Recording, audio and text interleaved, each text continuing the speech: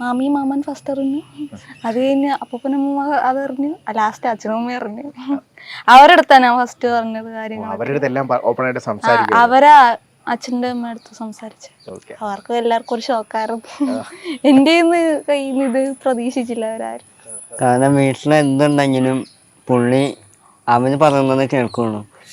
അങ്ങനെ ഒരു രീതിയിലാണ് പുള്ളി ഇങ്ങനെ ആളെ വളർന്ന് പോയ ടൈം അങ്ങനെയാ.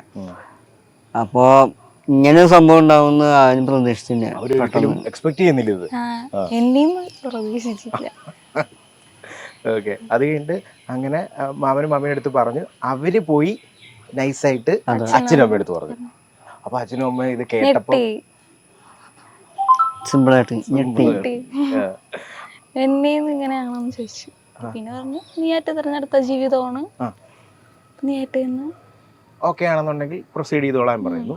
പിന്നെ ചേട്ടന്റെ വീട്ടിൽ നിന്ന് അവര് കണ്ട് സംസാരിക്കണം, അങ്ങനത്തെ കാര്യം. അങ്ങനെ ഒരു വീട്ടില് എല്ലാരും കൂടെ അങ്ങോട്ട് പോകുന്നു, കാണുന്നു. അങ്ങനെ ഇത്